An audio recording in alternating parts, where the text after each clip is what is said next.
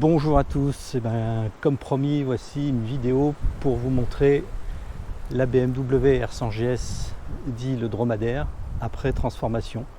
Donc je rappelle qu'elle est partie presque 3 ans en Allemagne pour une réfection complète, démontage complet de la moto.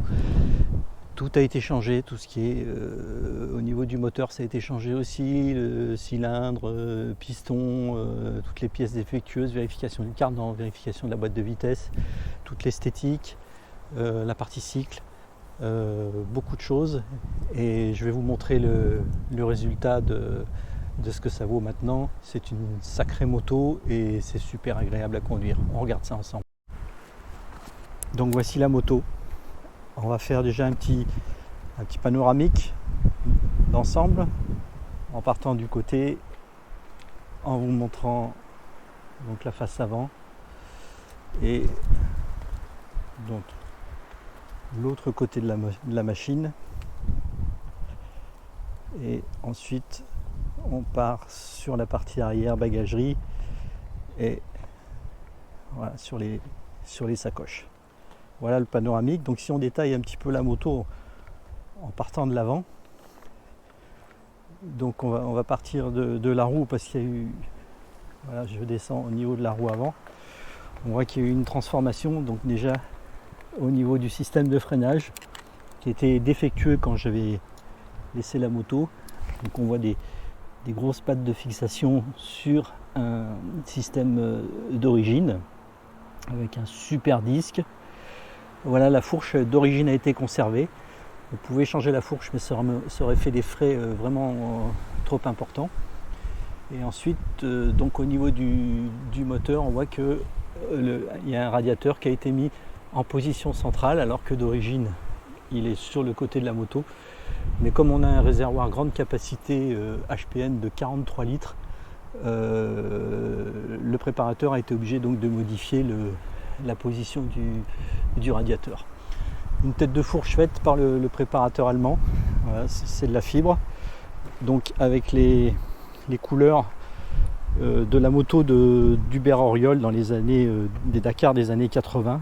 On retrouve les fameux sponsors d'Hubert Auriol, Le Point, Europe 1, Antar pour ne pas les citer, et d'autres, parce que j'ai eu la chance, pour ceux qui le savent, de rencontrer et de discuter avec cet homme exceptionnel qui était Hubert Auriol. Donc des protège-mains ici, de couleur blanc, des petits clignotants adaptables, 2 feux à LED, très puissants. Voilà. Si on continue sur la partie motorisation, disons, on voit que donc tout a été nettoyé, tout a été refait, tout est propre, carburateur, système de robinet adaptable au HPN de 43 litres, système de starter manuel pour éviter le câble. Voilà, de chaque côté, c'est des carburateurs Bing. On a un système de démarrage au starter comme ceci, amortisseur adaptable avec réglage de compression, batterie lithium qu'on voit derrière.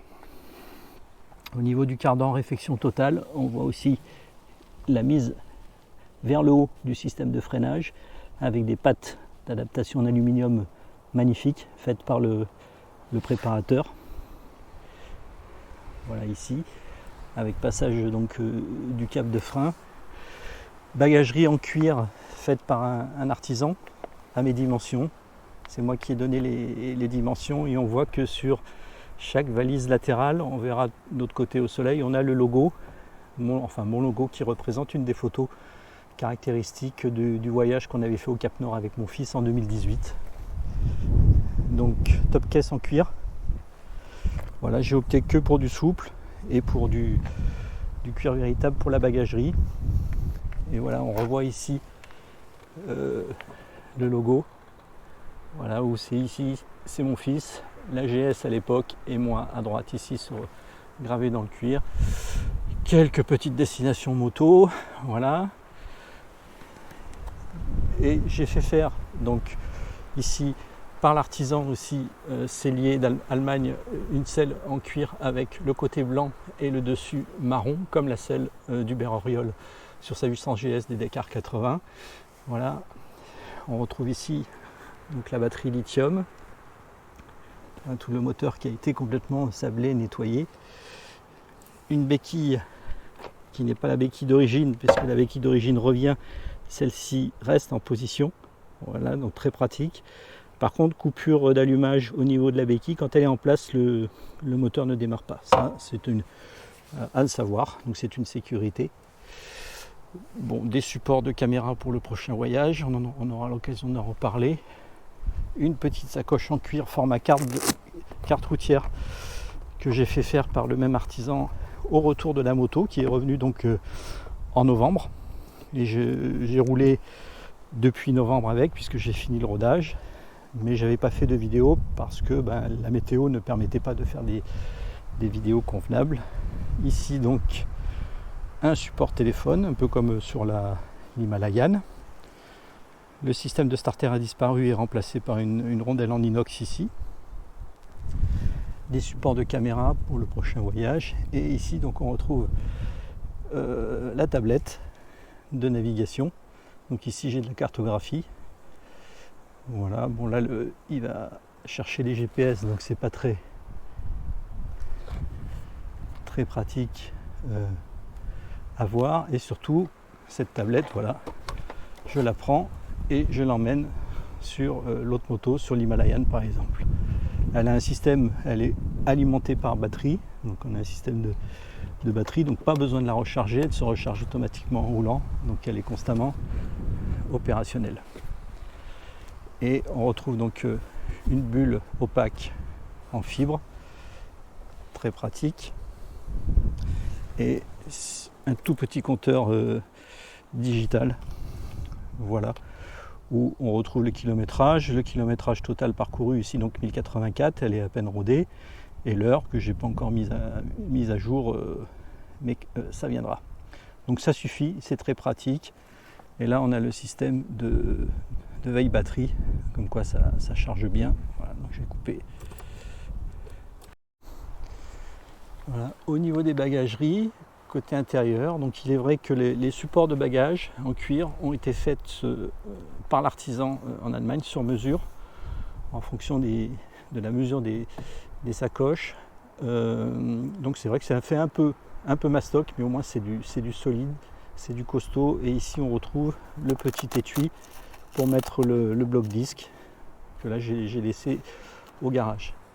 Alors certains vont me faire une remarque, disent oui, le cuir c'est bien, c'est joli, ça fait vintage, mais quand il pleut, comment ça se passe? Donc quand il pleut, à l'intérieur de chaque valise, j'ai acheté dans un magasin de sport très connu et pour pas très cher, des housses qu'on met sur les sacs à dos de randonnée quand il pleut. C'est des housses imperméables, donc on la met autour de la bagagerie, bon, pour forte pluie, parce que l'artisan qui m'a fait les bagages me certifie que ce cuir là, l'épaisseur du cuir peut tenir la flotte pendant une journée, c'est-à-dire avant que le cuir ne devienne vraiment pas imbibé mais humide à cause de la pluie. Il faut une grosse journée. Donc en cas de doute, pour bien faire les choses, moi je mets une housse par dessus avec une petite sangle pour éviter qu'elle s'arrache avec le vent, et c'est bien protégé.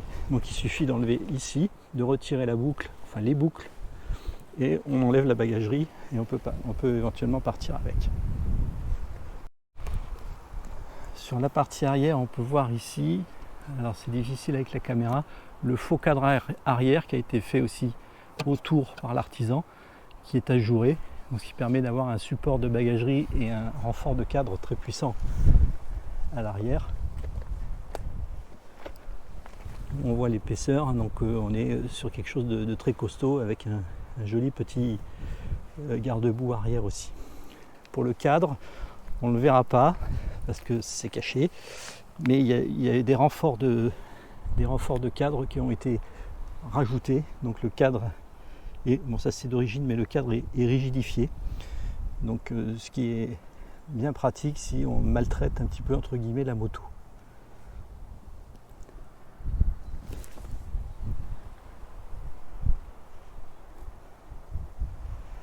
Donc voilà pour cette transformation. Je ne parle pas du prix, c'est indécent, mais je voulais avoir ma moto personnalisée en fonction de mon cahier des charges. ma façon de rouler. Et donc grande capacité, 43 litres de carburant, on a plus de 800 km d'autonomie. Donc, et le réservoir est en fibre, donc il est assez léger. Voilà, je voulais pouvoir mettre mon système de cartographie de navigation. Voilà, il est amovible, je peux l'enlever.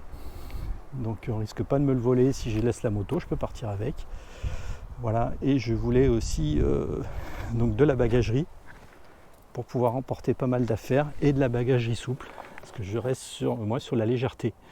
Voilà, ce qui fait le poids d'une moto quand on voyage, c'est surtout au niveau de la bagagerie. Si vous avez des bagages aluminium qui pèsent un certain poids et qu'on rajoute 20 à 30 kg d'affaires dedans, et après c'est compliqué à manipuler sur route. Donc voilà pour cette machine, et j'en suis très content. Elle a été immobilisée, c'est vrai, presque 3 ans, mais on a quelque chose de presque parfait, ou de parfait. Donc voilà pour cette présentation de ma BMW R100 GS qui est mon chouchou maintenant, hein, c'est ma fifille. Alors inutile de vous dire que cette moto, je pense qu'elle ne verra pas le off-road, elle ne verra pas la piste, elle va rester sur des belles routes européennes, voire plus loin, mais elle va rester sur de l'asphalte, parce que ce serait quand même un petit peu dommage d'abîmer ce beau carénage et tout ce beau travail artisanal qui a été fait. C'est pour ça que l'Himalayan, elle a son petit côté qui sera, s'il faut, disons, martyriser un petit peu des motos sur des côtés un petit peu plus difficiles de piste ou de chemin, elle sera privilégiée. Et la BMW va voir déjà du pays l'année prochaine, du pays européen, on aura le temps d'en parler.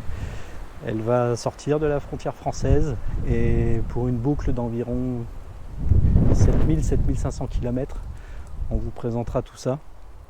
Et j'ai aussi un petit projet dans les tiroirs que je vous présente bientôt sous forme de vidéo. Voilà, je vous remercie de m'avoir suivi, j'espère que ça vous a plu. Si vous avez des questions sur la transformation de cette GS ou sur ses caractéristiques, n'hésitez pas, je répondrai volontiers. Et peut-être qu'un jour on se croisera sur la route. Allez, je vous salue, je vous dis code phare et à bientôt. Au revoir.